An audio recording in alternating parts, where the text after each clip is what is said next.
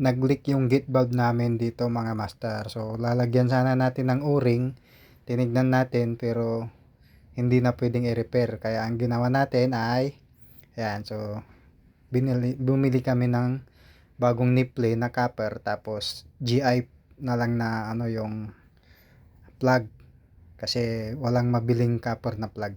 So ayan, pinalit na naming mabilisan mga master. So saglit lang, nilagyan ng tiplon, hinigpitan, tapos na. Ayan na mga master yung kalabas ano.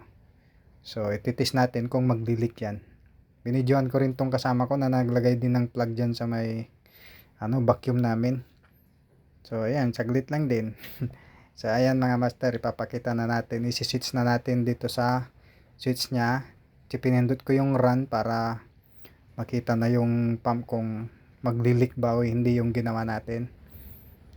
Ayan, pinunta natin sa baba, tapos ayun na siya.